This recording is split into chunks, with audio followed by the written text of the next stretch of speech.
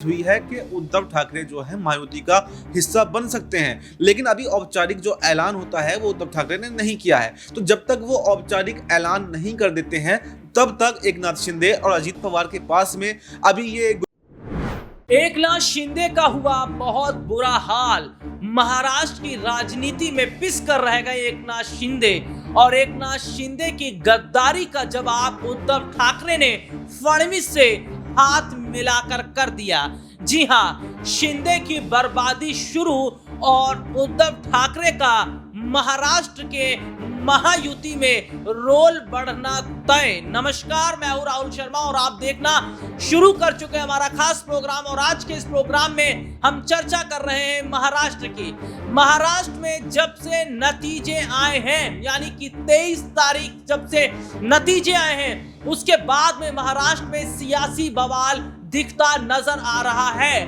और ऐसे में बवाल ये और बढ़ जाता है जब उद्धव ठाकरे देवेंद्र फडणवीस को मुबारकबाद देने पहुंचते हैं नए सीएम पद संभालने के बाद में, और शिंदे हक्के बक्के रह जाते हैं। और क्या कहानी महाराष्ट्र की कह रही है, इस पर हमारे साथ बातचीत करने के लिए मौजूद है हमारे खास सहयोगी अब्बास भाई।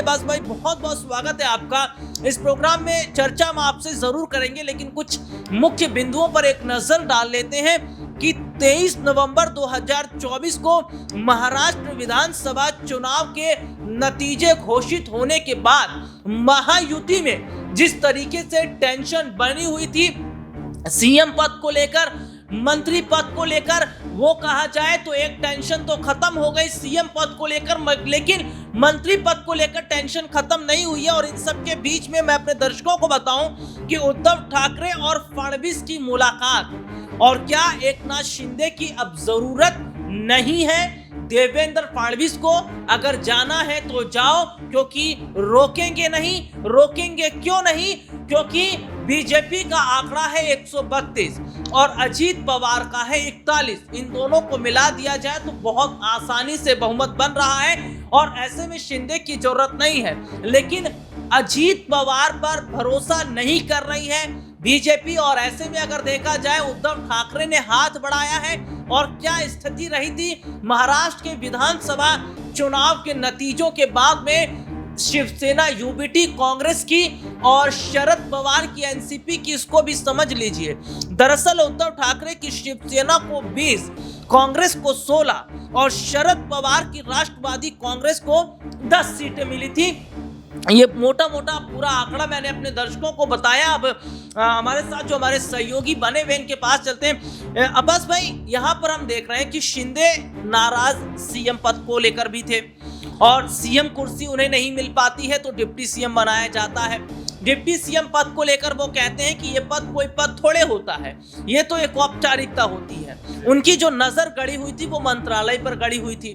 और ये देखने को मिलता है कि 3 बड़े मंत्रालय की मांग की, गृह मंत्रालय, वित्त मंत्रालय, राजस्व मंत्रालय, लेकिन ये तीनों मंत्रालय नहीं मिलते उनके नजर आ रहे हैं। और ऐसे में अगर मैं कहूं तो वो पुरानी चीज वापस से लौट के आई, जो दोगे वो पाओगे। क्योंकि गद्दारी आपने उद्धव के साथ की और वही अब उद्धव आपके साथ कर रहे हैं। क्योंकि उद्धव ठाकरे ने अगर हाथ मिला लिया है देवेंद्र फडणवीस से, तो यहाँ पर बीजेपी कह रही कि फिर शिंदे का कोई रोल हमारे पास है नहीं।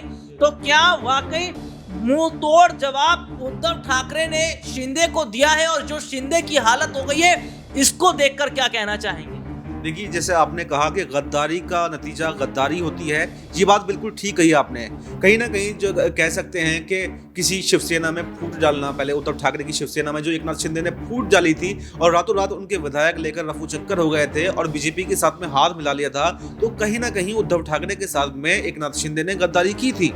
और वही गद्दारी का नतीजा अब एकनाथ शिंदे को भुगतना भी पड़ेगा, क्योंकि अब बीजेपी ने उनसे साफ जाहिर कर दिया है कि हम आपको बड़े मंत्रालय नहीं देंगे, हम आपको मुख्यमंत्री नहीं बनाएंगे, आपकी जरूरत अब हमें नहीं है। जब आपकी जरूरत थी तो अब हमने आपको सब कुछ दिया, अब आपकी जरूरत नहीं है तो आप जाइए। आप अभी तक तो उनको संभाले हुए रख रहे हैं, लेकिन कल से जब उद्धव ठाकरे ने देवेंद्र फडणवीस से मुलाकात की है तो अब ये अटकलें भी तेज हो गई हैं कि जो मंत्रालय एकनाथ शिंदे को मिलने वाले थे, बीजेपी उस पर भी एक बार दोबारा से विचार कर रही है। क्या वो मंत्रालय दिए जाने चाहिए या फिर नहीं? जो 11 मंत्री बनाए गए हैं उसमें से भी छटनी कर सकती है बीजेपी जब से उद्धव ठाकरे की मुलाकात हुई है, क्योंकि उद्धव ठाकरे की मुलाकात से काफी अटकलें जो हैं वो बढ़ गई हैं। ये कयास लगाए जा रहे हैं कि उद्धव ठाकरे एक बार फिर से बीजेपी के साथ में गठबंधन कर सकते हैं और महायुति का हिस्सा बन सकते हैं। जब वो महायुति का हिस्सा बनेंगे तो फिर उन्हें भी कुछ मंत्रालय दिए जाएंगे,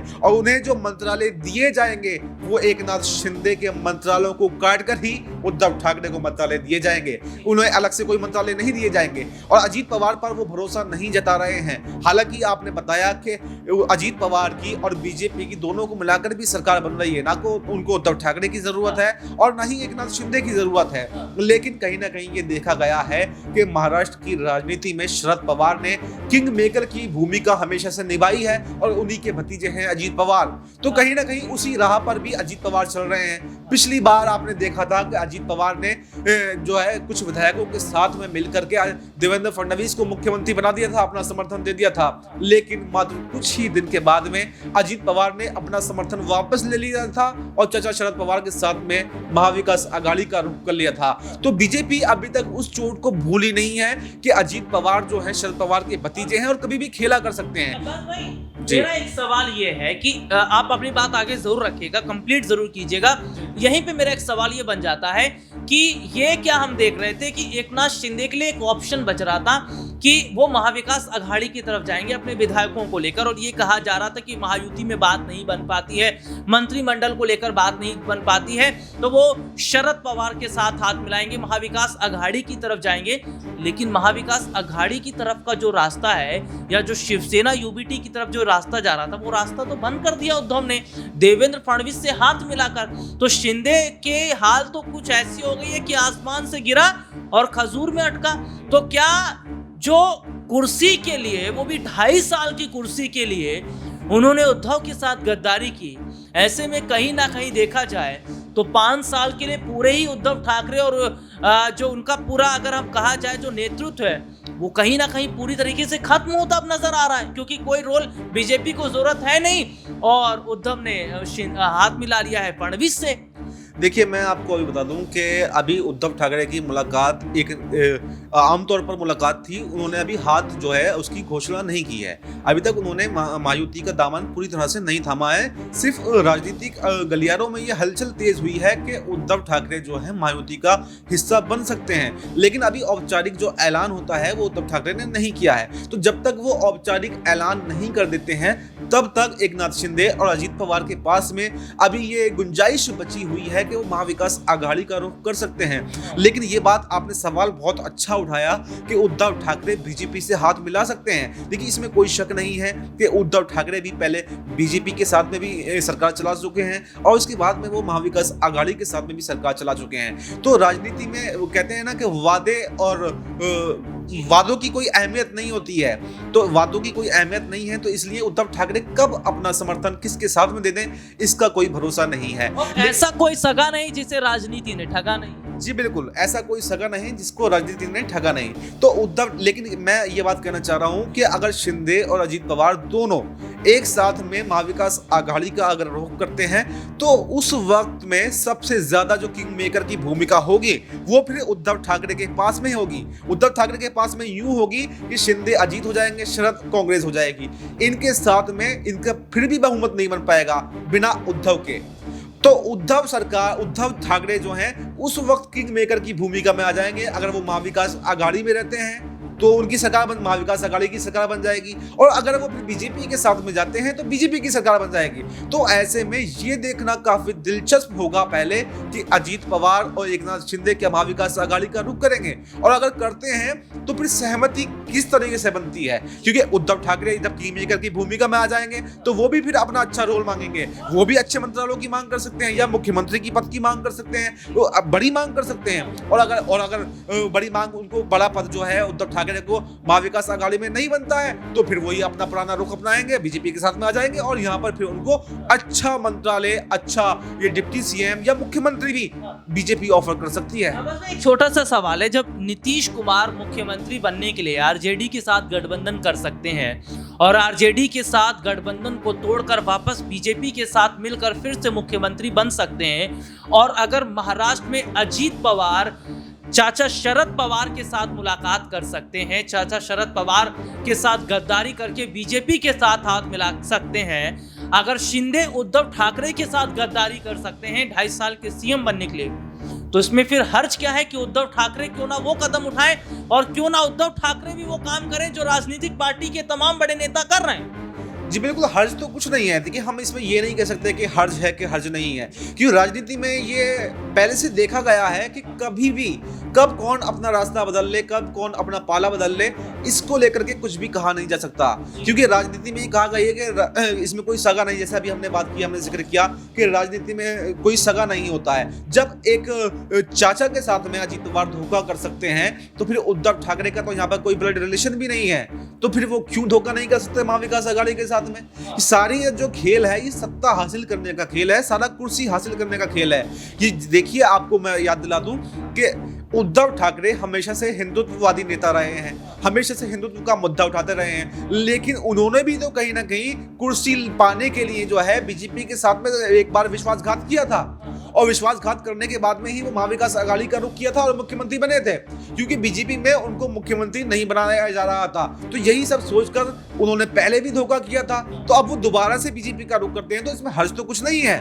बस बात यह है कि अपने सिद्धांतों पर चलने वाली बात है, और उनकी पार्टी के हारे हुए विधायकों ने कहीं ना कहीं ये उनको संकेत दिया है, कहीं ना कहीं उनको ये राय दी है कि आप जो है कांग्रेस का साथ छोड़ दीजिए, आप महाविकास आघाड़ी का साथ छोड़ दीजिए, आप अपने हिंदुत्ववादी चेहरे पर वापस आइए। क्योंकि बाला साहब ठाकरे की जो पार्टी थी, बाला साहब ठाकरे की जो नीति थी, वो हिंदुत्व विरोधी नहीं हो सकती, वो हमेशा हिंदुत्व के साथ में थे, हिंदुत्व का मुद्दा उन्होंने हमेशा से उठाया है। तो कहीं ना कहीं उद्धव ठाकरे बीच में सत्ता के लालच में आकर थोड़ा अपने रास्ते से भटक जरूर गए थे, तो इसलिए वो वापस में बीजेपी के साथ में जरूर आना चाहेंगे, क्योंकि उनका जो वोट बैंक है कहीं ना कहीं बिखर गया है। कहीं ना कहीं जो मराठा वोट बैंक है, कहीं ना कहीं जो हिंदुत्ववादी वोट बैंक है, जो उनकी राजनीति है, जो बाला साहब ठाकरे की राजनीति थी, कहीं ना कहीं वो उनके हाथ से फिसल गई है। और कहीं ना कहीं बाला साहब ठाकरे का सुपुत्र कहने का सौभाग्य भी वो खो बैठे थे जब एकनाथ शिंदे ने उनकी पार्टी को तोड़ा था। तो ऐसे में वो उन तमाम अपने गलतियों को पर विचार कर रहे हैं कि आखिर उनको कैसे बुलाया जाए और एक बार कम बैक जो कहते हैं वो कैसे किया जाए। वो कम बैक जो है महाविकास आघाड़ी में रहते हुए तो उनको नहीं मिल सकता, वो बीजेपी के साथ में आने पर ही मिल सकता है। तो इसी पर लेकर वो विचार कर रहे हैं और जल्द ही इसका वो औपचारिक ऐलान भी कर सकते हैं कि वो महायुति में आ गए हैं। तो ये हमारे जो सहयोगी जिन्होंने ये पूरी विस्तार से राजनीति को खोल कर रख दिया और उन्होंने ये जाहिर तौर पर बता दिया कि ये साहब राजनीति है और राजनीति में कयास नहीं लगाए जाते, राजनीति में वक्त बदलते जो है सरकारें गिर जाती हैं। क्योंकि खुद शिंदे ने मन से कहा कि अजीत दादा को सुबह और शाम शपथ लेने की आदत है। तो क्या शिंदे का रोल अब उद्धव ठाकरे ने खत्म कर दिया फडणवीस से हाथ मिलाकर, और क्या ये हाथ अब आगे तक चलेगा और शिंदे का रोल कट जाएगा महायुति से? आज के इस प्रोग्राम में कहीं आपसे फिर दोबारा मुलाकात होगी, तब तक ले इजाजत दीजिए, नमस्कार।